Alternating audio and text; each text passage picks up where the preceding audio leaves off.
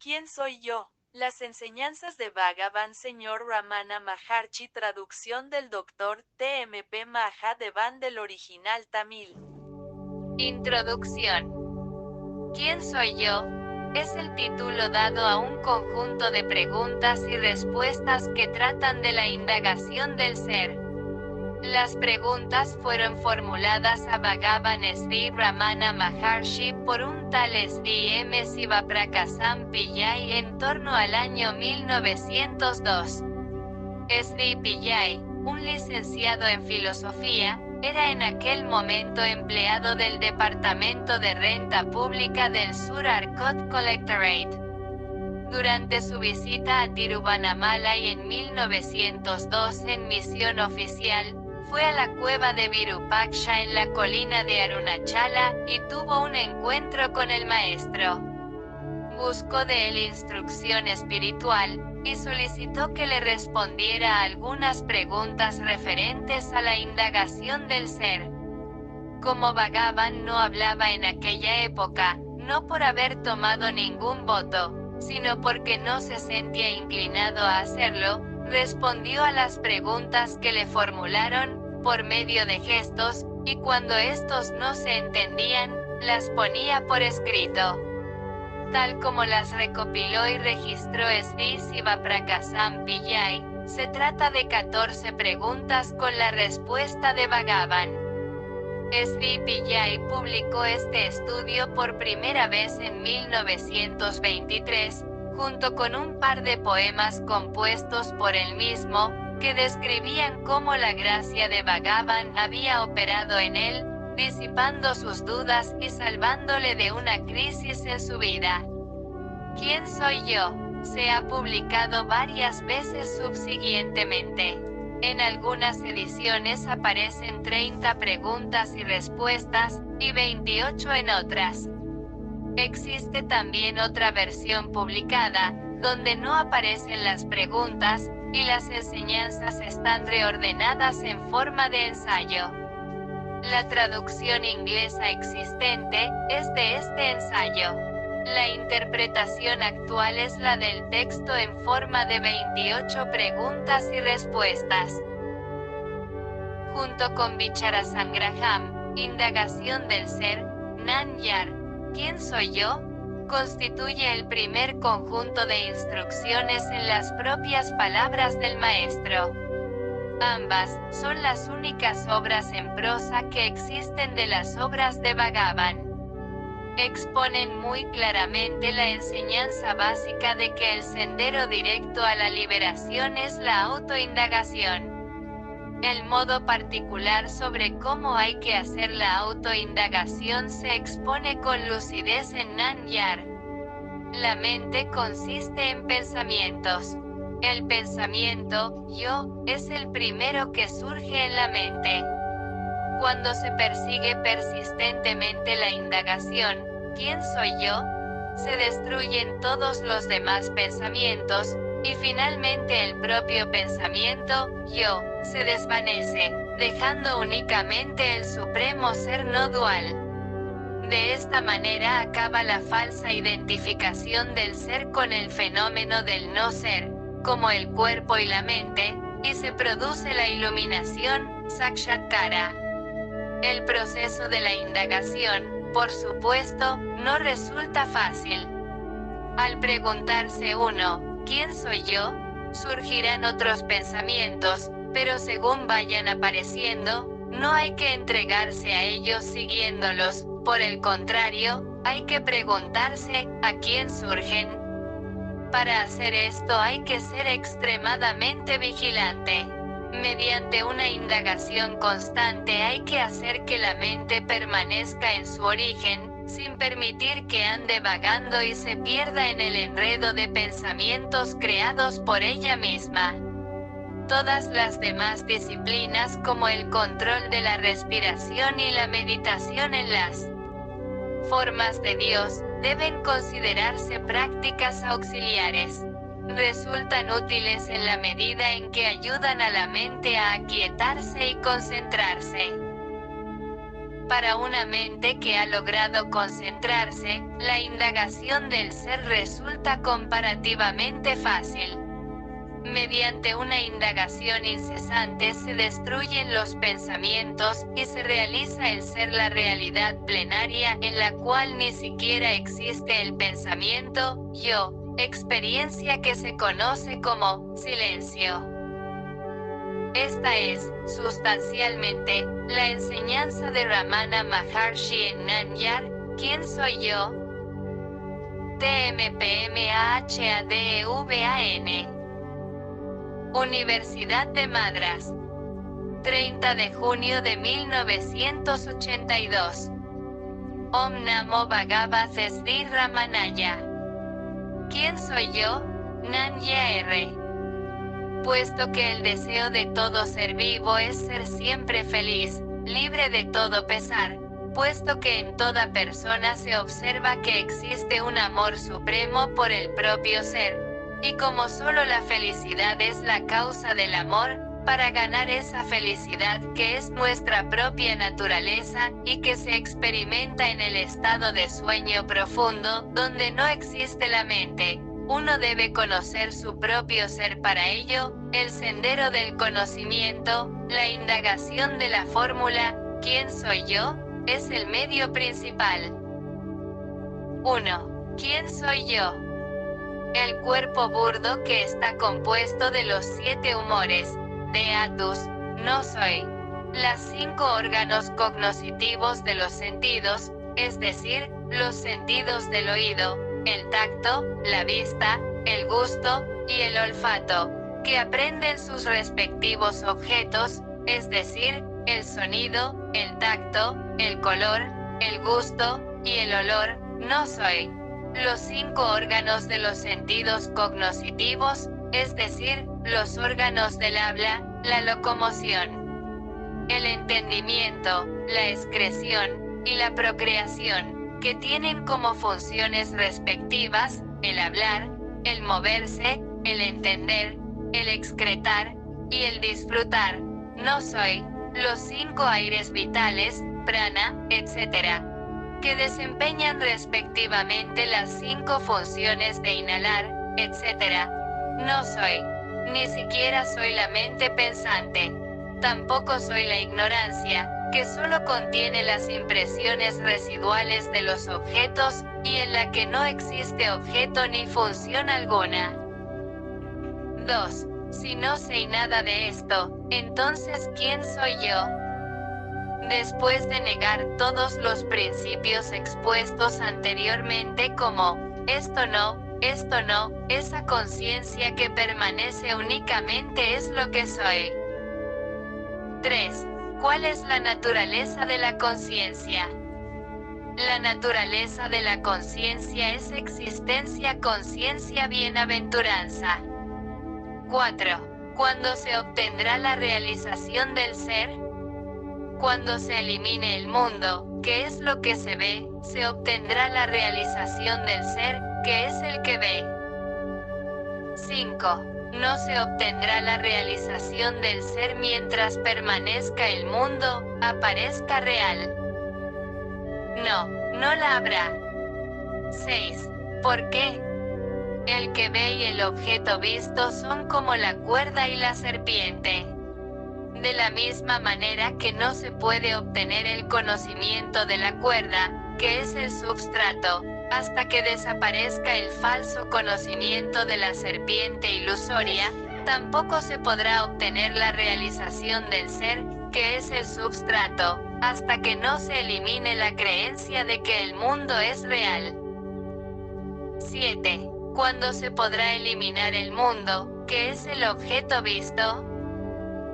Cuando la mente, que es la causa de todo el conocimiento y de todas las acciones, se tranquilice, el mundo desaparecerá. 8. ¿Cuál es la naturaleza de la mente? Lo que se conoce como mente, es un poder asombroso que reside en el ser. Hace que surjan todos los pensamientos. Independientemente de los pensamientos, no hay tal cosa como la mente. Por lo tanto, el pensamiento es la naturaleza de la mente. No hay una entidad independiente llamada mundo aparte de los pensamientos. En el sueño profundo no hay pensamientos, y tampoco hay mundo. En los estados de vigilia y sueño, existen pensamientos, y también hay un mundo. De la misma manera que la araña genera el hilo, de la telaraña, de sí misma, y de nuevo lo reabsorbe en sí misma, así también la mente proyecta el mundo de sí misma y de nuevo lo reabsorbe en sí misma. Cuando la mente se separa del ser, aparece el mundo. Por lo tanto, cuando el mundo aparece, real, el ser no aparece, y cuando el ser aparece, resplandece, el mundo no aparece. Cuando se indaga persistentemente sobre la naturaleza de la mente, ésta acabará dejando el ser, como residuo. Lo que se denomina ser, es el Atman. La mente existe siempre únicamente en base a algo burdo, no puede permanecer sola. La mente es lo que se conoce como cuerpo sutil o alma, jiva. 9. ¿Cuál es el sendero de indagación para comprender la naturaleza de la mente? Aquello que se origina como yo, en este cuerpo, es la mente. Si se indaga en qué parte del cuerpo se origina primero el pensamiento, yo, se descubre que es en el corazón. Ese es el lugar de origen de la mente. Solo con pensar constantemente, yo, le conducirá a uno a ese lugar. De todos los pensamientos que surgen en la mente, el pensamiento, yo, es el primero. Los demás pensamientos aparecen únicamente después de este. Los pronombres personales de segunda y tercera persona aparecen solo después del primer pronombre personal. En ausencia del primer pronombre personal, no habrá ni segundo ni tercero. 10. ¿Cómo se apacigua la mente? Indagando, ¿quién soy yo? El pensamiento, ¿quién soy yo?, destruirá todos los demás pensamientos, y al igual que la estaca utilizada para remover la pira funeraria, también acabará destruyéndose. En ese momento surgirá la realización del ser. 11. ¿Cuál es la forma de asirse constantemente al pensamiento, ¿quién soy yo? Cuando surjan pensamientos, no hay que perseguirlos, sino preguntarse, ¿a quién surgen? No importa cuántos pensamientos aparezcan. En la medida en que lo vayan haciendo, hay que indagar con diligencia, ¿a quién surge este pensamiento? La respuesta que emergerá, será, a mí.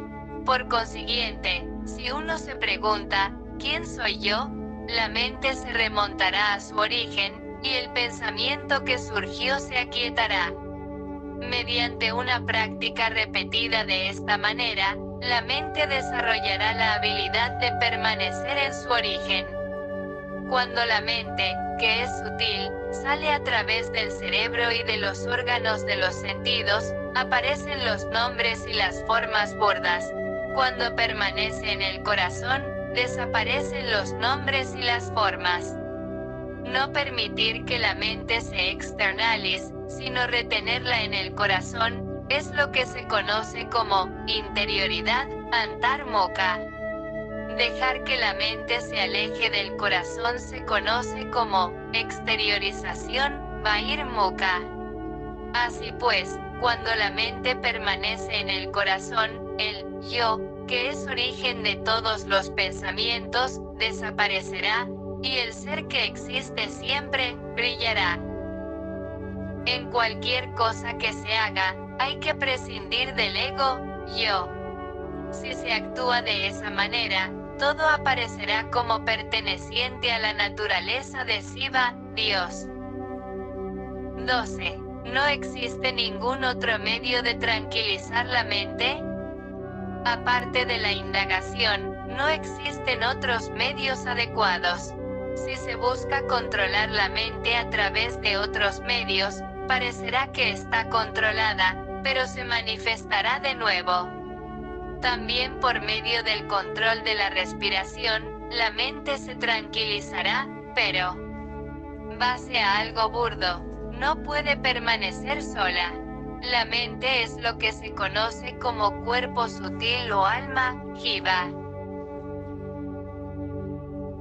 Solo mientras dure este control, y cuando se reanude la respiración, la mente también comenzará de nuevo a agitarse y a vagar impulsada por las impresiones residuales. El origen de la mente y la respiración es el mismo. El pensamiento, indudablemente, es la naturaleza de la mente. El pensamiento, yo, es el primero que surge en la mente, y esto es el ego. Del mismo lugar que se origina el ego, también se origina la mente. De modo que, cuando la mente se tranquiliza, se controla la respiración, y cuando se controla la respiración, se aquieta la mente. Pero en el sueño profundo, aunque la mente se tranquilice, la respiración no se detiene.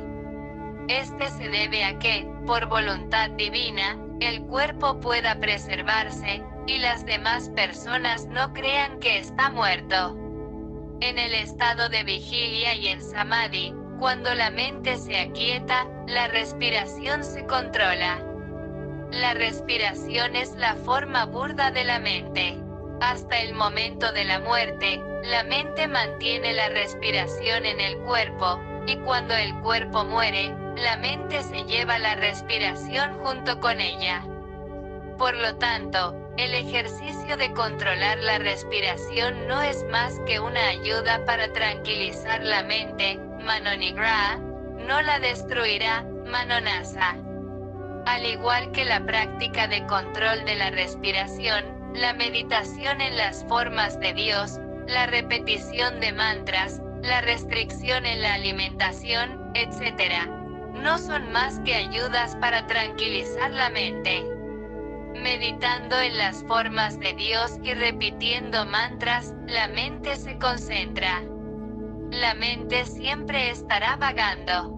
Así como cuando se da una cadena a un elefante para que la sostenga con la trompa, se dedicará a cogerla y no hará nada más, también cuando la mente está ocupada con un nombre o una forma solo se aferrará a ello.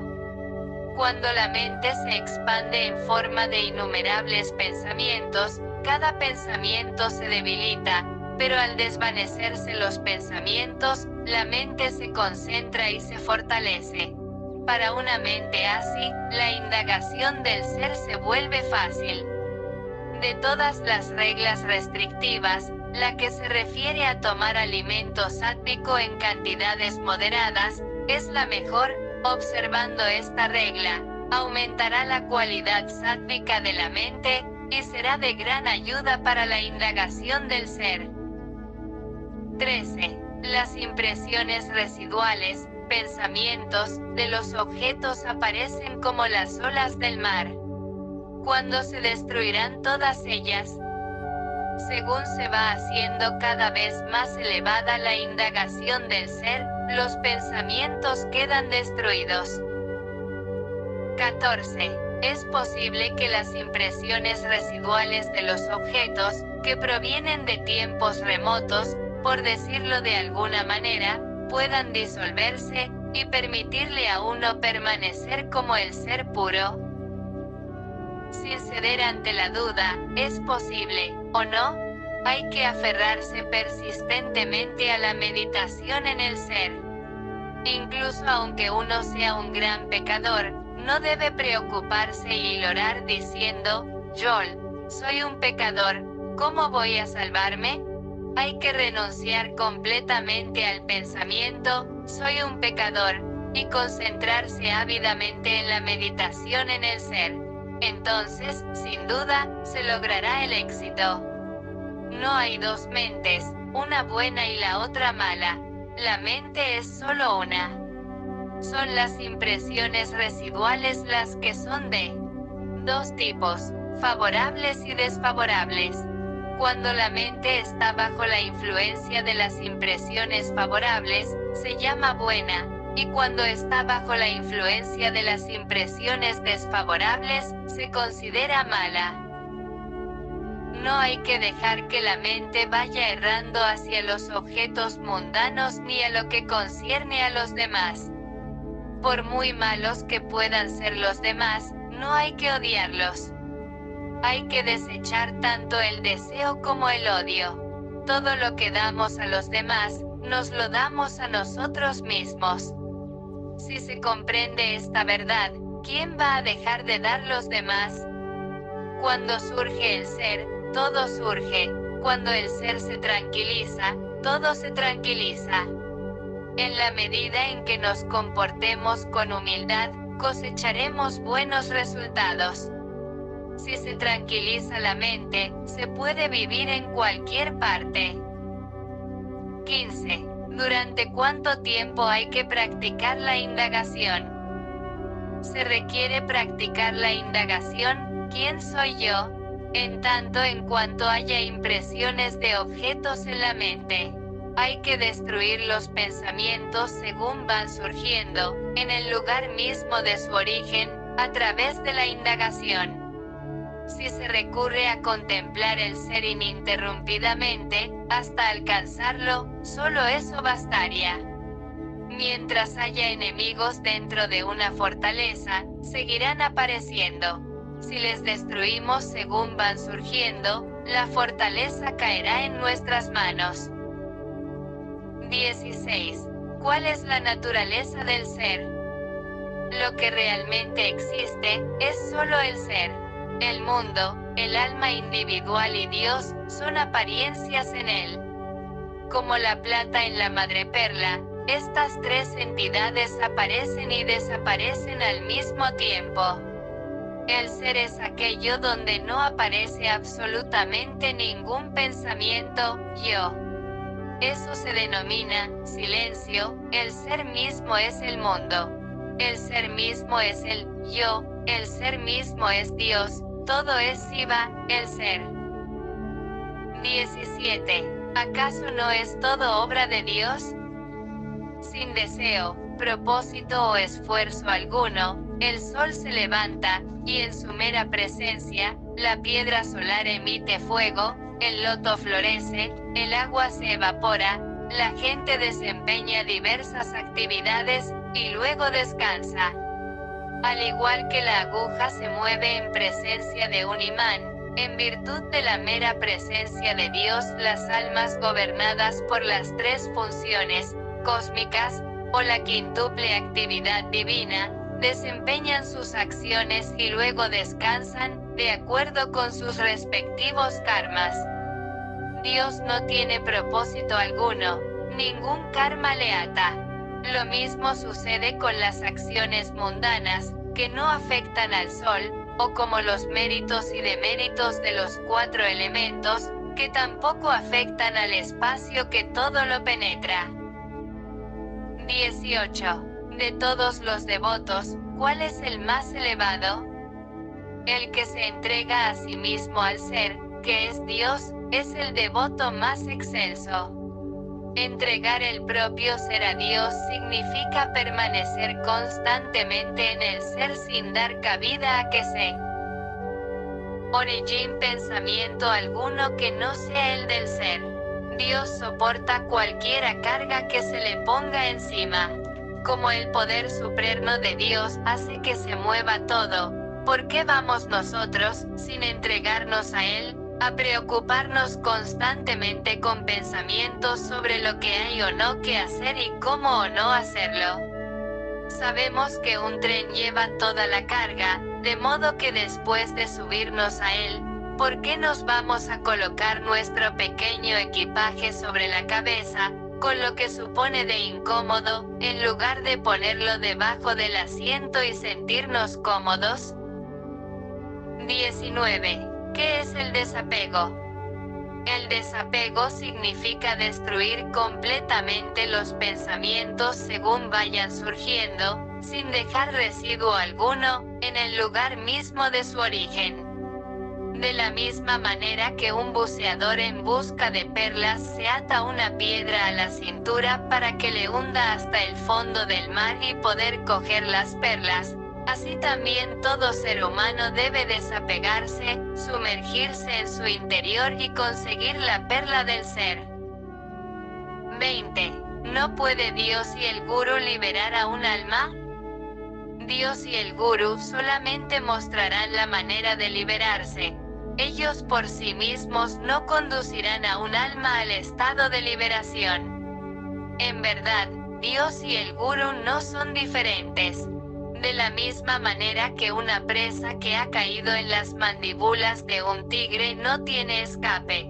Aquellos que se han introducido en el ámbito de la graciosa mirada del Gurú serán salvados por él, y no se perderán. No obstante, cada uno debería, por su propio esfuerzo, recorrer el sendero mostrado por Dios o por el Gurú, y lograr la liberación. Uno puede conocerse a sí mismo solo con su propio ojo del conocimiento, y no con el de otra persona. ¿Acaso necesita Rama la ayuda de un espejo para saber qué es Rama? 21. Es necesario que una persona que anhela la liberación haga indagaciones sobre la naturaleza de las categorías, tattvas. Al igual que resulta innecesario analizar o ver lo que hay en la basura si se desea tirar, tampoco el que quiere conocer el ser necesita contar el número de categorías o hacer indagaciones sobre sus características. Todo lo que tiene que hacer es rechazar completamente las categorías que ocultan el ser. Hay que considerar el mundo como un sueño. 22. ¿No existe diferencia alguna entre la vigilia y el sueño? La vigilia es larga, y el sueño corto. Además de esto, no hay diferencias. Los acontecimientos del estado de vigilia parecen reales, y lo mismo sucede con los que ocurren en el estado de sueño. En este, la mente toma otro cuerpo. Tanto en los estados de vigilia como de sueño, los nombres y las formas ocurren simultáneamente. 23. Aquellos que desean la liberación, ¿consiguen algo leyendo libros? Todos los textos sagrados dicen que para lograr la liberación hay que tranquilizar la mente. Por tanto, su enseñanza concluyente es que la mente debe aquietarse. Una vez que se ha entendido esto, no hay necesidad de leer indefinidamente. Para tranquilizar la mente, solo hay que indagar en el interior de uno mismo, ¿qué es el propio ser? ¿Cómo puede hallarse esta búsqueda en los libros? Hay que conocer el ser interior con el propio ojo de la sabiduría. El ser se encuentra dentro de las 5 cubiertas, pero los libros están fuera de ellas.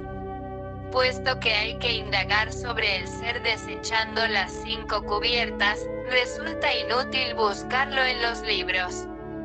Vendrá un tiempo en el cual habrá que olvidar todo lo que se ha aprendido. 24. ¿Qué es la felicidad?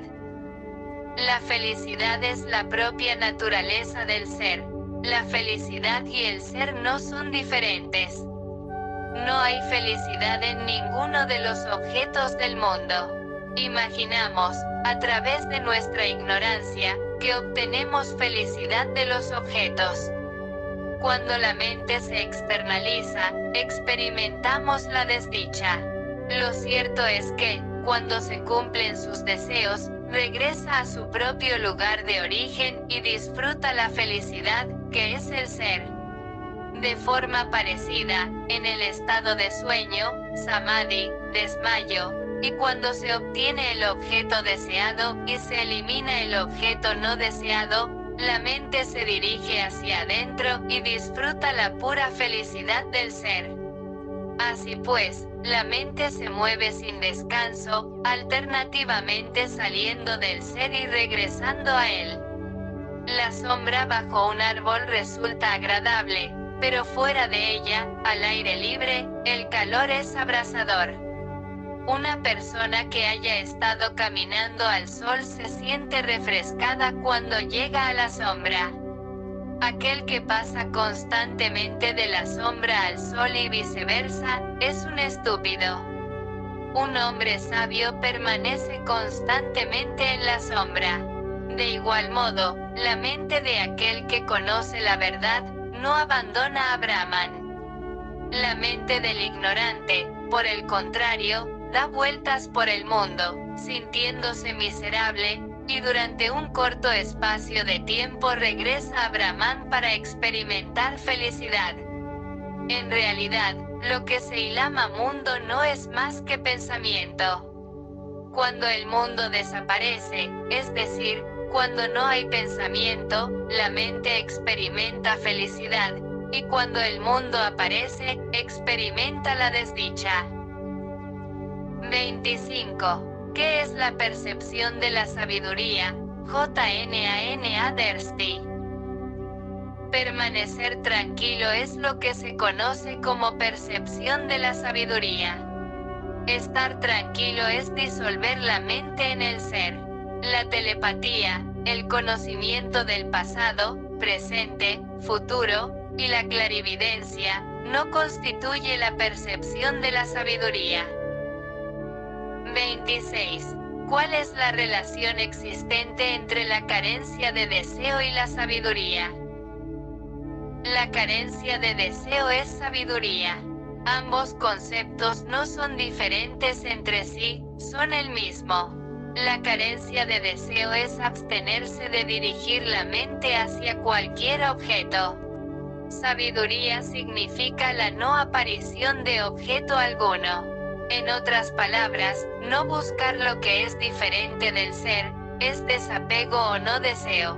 No abandonar el ser, es sabiduría. 27. ¿Cuál es la diferencia entre la indagación y la meditación? La indagación consiste en retener la mente en el ser. La meditación consiste en pensar que el propio ser es Brahman, existencia, conciencia, bienaventuranza.